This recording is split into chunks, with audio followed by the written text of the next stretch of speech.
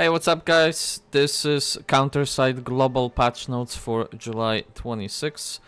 There's honestly very little to talk about. There's not much, so we're just gonna speedrun shit very quickly. The first thing we're getting is the new counterpass unit. Well, new counterpass as well as new counterpass unit. We're getting Leviathanis. Now, she is pretty good defender. PvE wise, not like amazing. There are definitely better choices, but in terms of PvP, she's a very good unit. So if you're more focused on PvP, then this would be the unit for you.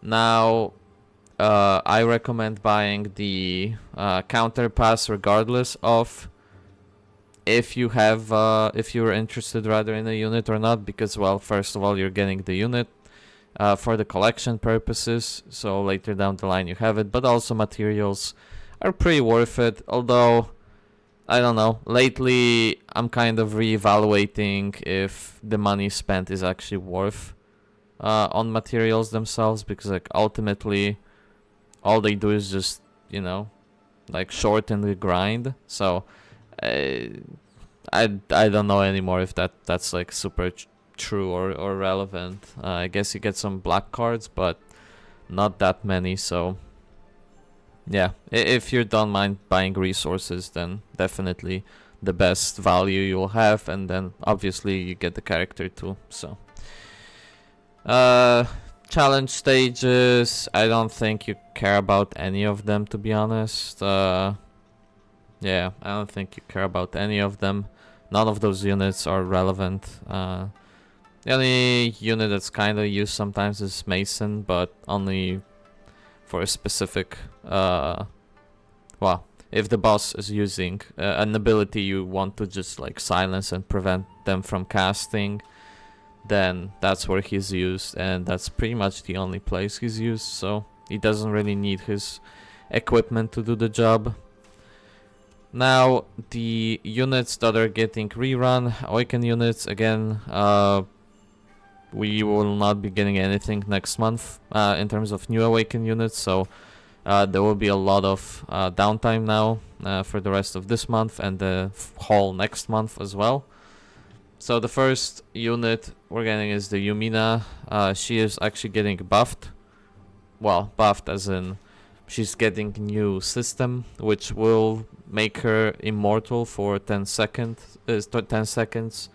Whenever she loses all of her HP, and she will be able to cast her skill immediately, regardless of her cooldown as well. So it's kind of similar to Awaken Chifuyu, to my understanding. So if your Yumina dies or is supposed to die, then instead she immediately can cast her skill, and for 10 seconds she still will be kicking and fighting enemies. So pretty interesting buff, honestly. Is she worth it? It's hard to say. I think more so for PvP purposes than anything else. And there's, I don't know, there's decent amount of units that will be coming that are strong, so I don't know. I would advise to save for new units, but yeah, obviously, if you like the waifu, then pull.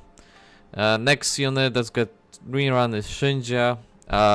Amazing unit, definitely a must-have on every account that wants to like do PvP or PvE. I guess PvP maybe not so much. I don't see her that often in PvP, but for literally all activities outside, she definitely is a unit that's used, especially for like harder content and stuff. She just provides so much buffs that, yeah, it's kind of hard not to recommend her. So definitely a very strong unit. Now also we're getting some SSR units. Liyumi also getting buffed with the new system. I think it's in the second part of the buffs, not the first one. So not yet, but yeah, she will get buff on I think in a week, if I'm not mistaken. She gets a shield if I remember correctly. She gets a shield after she casts her skill. So decent buff.